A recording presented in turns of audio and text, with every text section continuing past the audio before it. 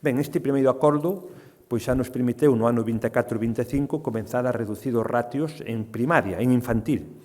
Esta baixada de ratios en infantil de 25 a 20 se vai rematar este ano, é dicir, vamos a ter todos os cursos de infantil a 20 alumnos, cando a lei estatal é de 25. Posteriormente, tamén no ano 27-28, seguiremos con esta estabilidade, con estas medidas progresivas e comenzaremos tamén ca reducción de ratios de 25 a 20, neste caso en primeiro de primaria.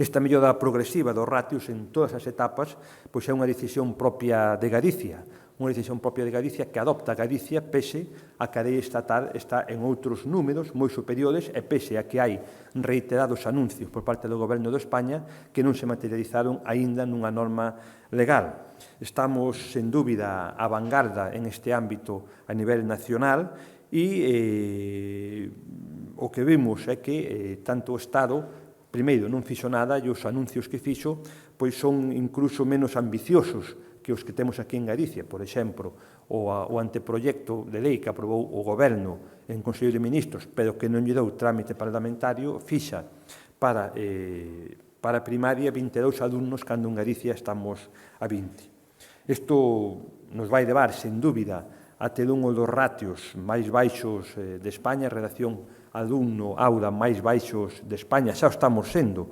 Xa ahora mesmo Galicia é unha das comunidades con dos millores ratios alumno-aula de España e conforme vayan avanzando estas medidas, sen dúbida, pois esta posición de privilexio en este ámbito se vai a consolidar. De feito, estamos por debaixo da media en todas as etapas educativas, nalgúnas temos postos de liderazgo, por exemplo, na ESO, somos a terceira comunidade autónoma que ten menos número de estudiante por aula, e a isto se lle engadimos pois a ratio alumno-profesor, vemos tamén que a nivel estructural o noso sistema se topa entre os millores de España. De feito, en Galicia contamos con un profesor por cada 9,7 alumnos, cando a media de España está en 11,1 alumnos.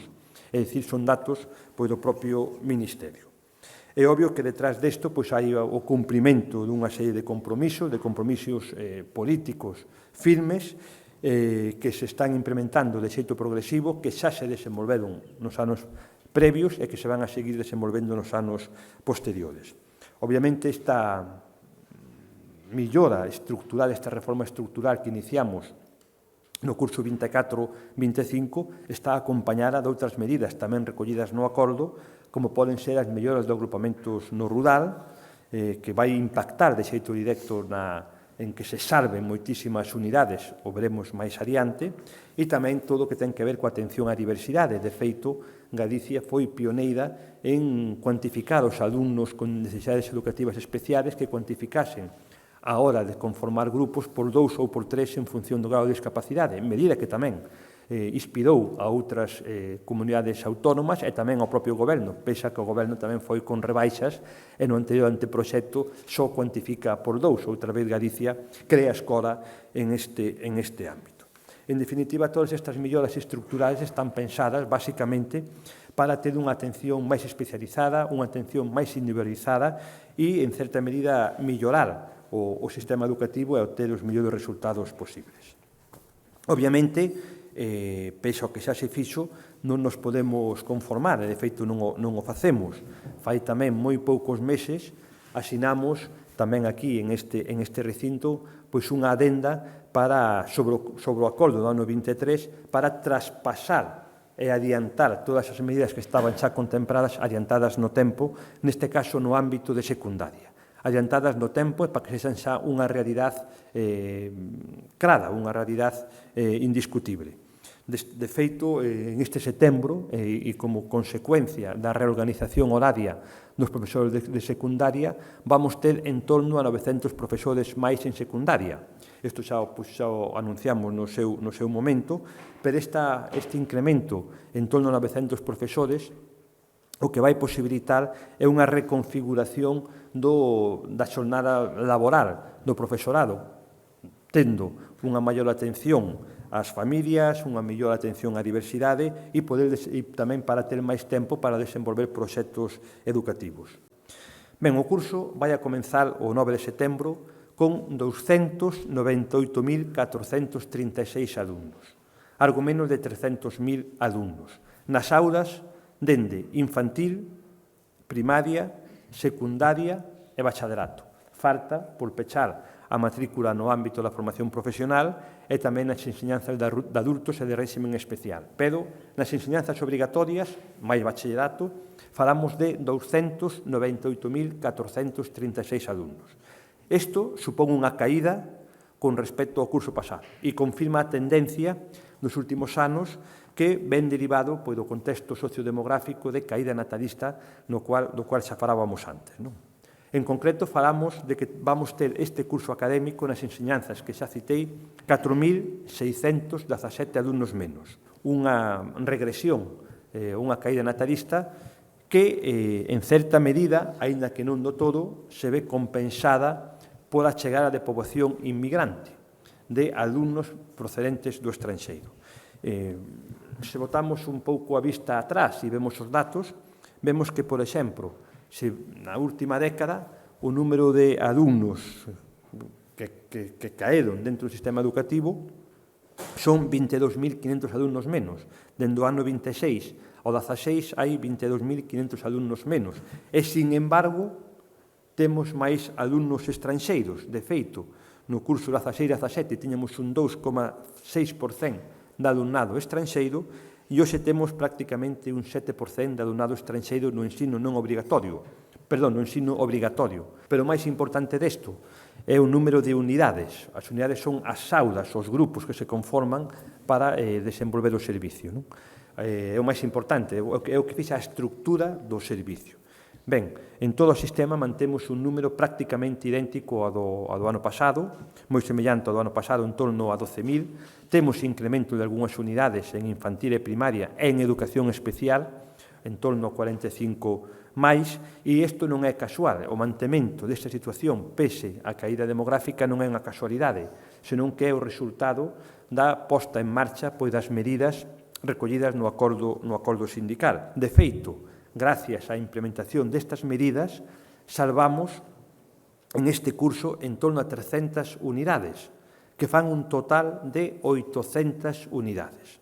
Pero vamos a ter un número, francamente, moi significativo, co incremento, coa ampliación no cadro de secundaria de en torno a 900 profesores máis. Isto, obviamente, para Galicia é moi significativo, para o sistema educativo é moi significativo, porque todo isto vai a redundar en ter unha maior calidade educativa, vai a redundar en ter unha mellor atención ao alumnado e vai garantizar a igualdade de oportunidades. E, obviamente, este é un dato cuantitativo,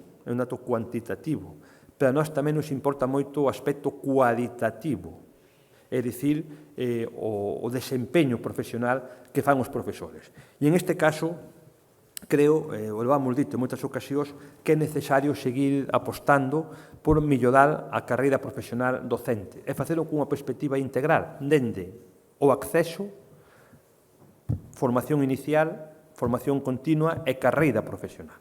Pois ben, estamos preocupados, francamente preocupados, na forma e no fondo, por unha proposta de modificación do sistema de acceso á función docente que foi plantexada dun xeito absolutamente pouco profesional e tremendamente político por parte do Ministerio de Educación a un órgano que non é nin o competente e dunha forma absolutamente vergoñenta no seu momento na reunión de persoal onde están os directores xerais.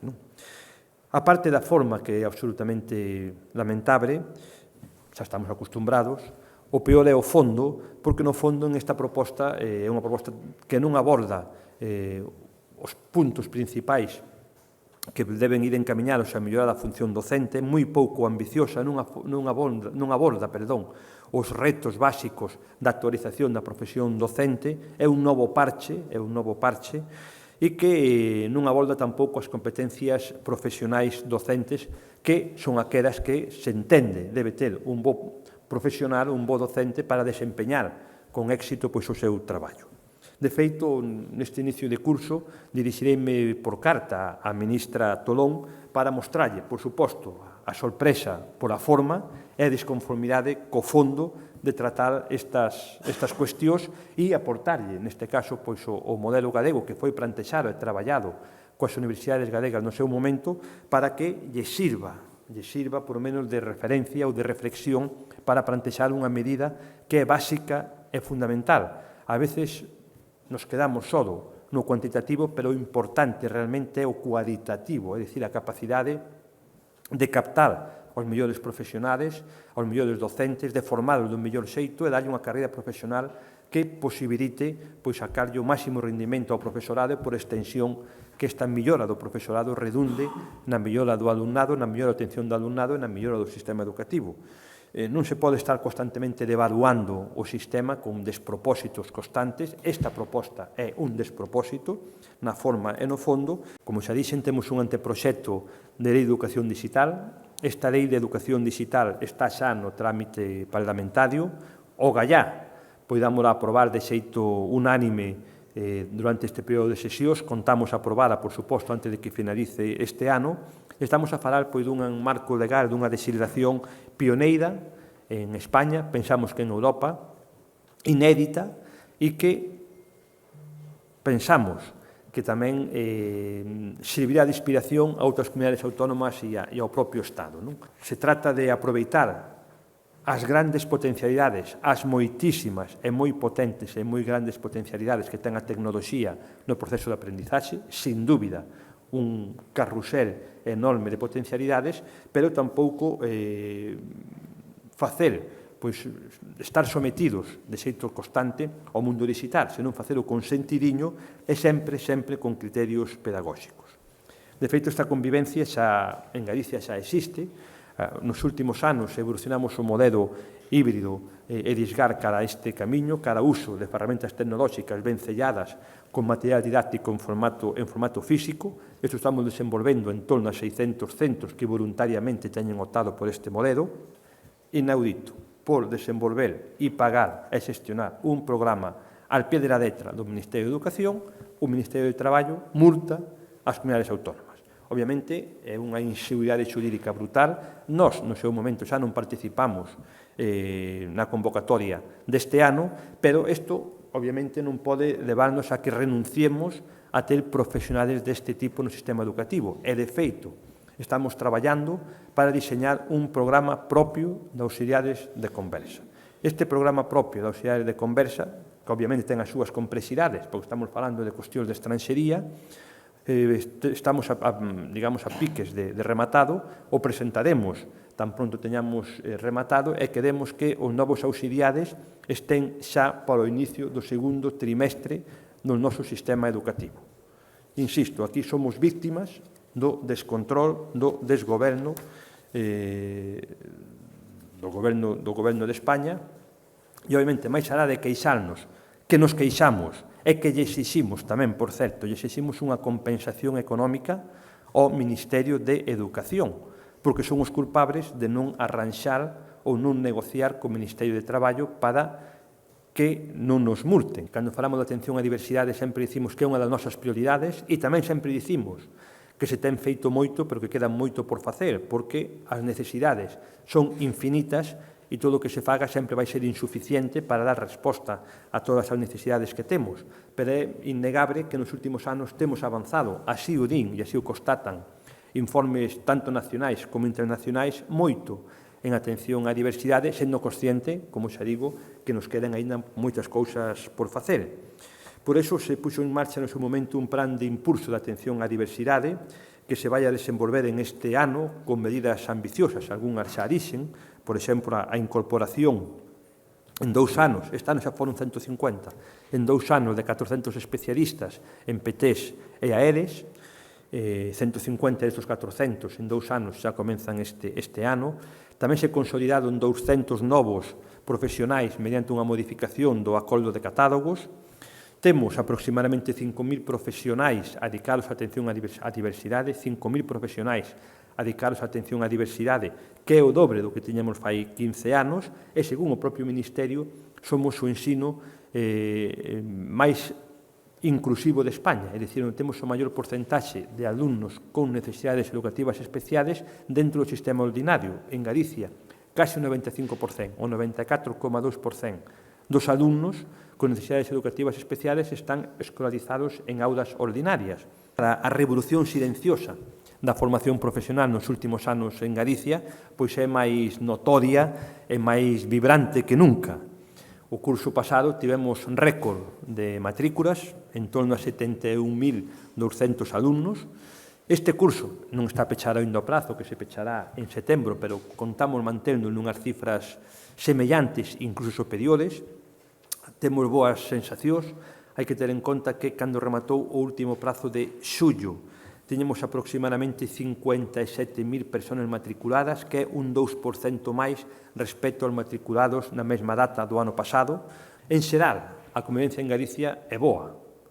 As macroenquisas de convivencia que facemos cada 2 anos nos din que máis do 90% do alumnado nunca sufreu ningún tipo de acción física ou digital que afectase pois, a súa convivencia. É un dato moi positivo. E isto pese a que en moitas ocasións, como tamén dixen ao principio, temos que estar nadando contracorrente. Os cambios nas leyes estatales non beneficiaron nada. O último cambio, la LOMLOE, ten sido pois, un auténtico calvario, está sendo un auténtico calvario para o sistema educativo a nivel global en España, por suposto en Galicia. Temos que nadar contracorrente. Pensemos, por exemplo, na PAU, pois, como estamos nadando contracorrente constantemente por a incapacidade do Ministerio, primeiro, de facer e de asumir as súas competencias, e segundo, de cambiar as regras do xogo sin ningún tipo de contacto, sin ningún tipo de coordinación ou sin ningún tipo de consenso coas comunidades autónomas, non?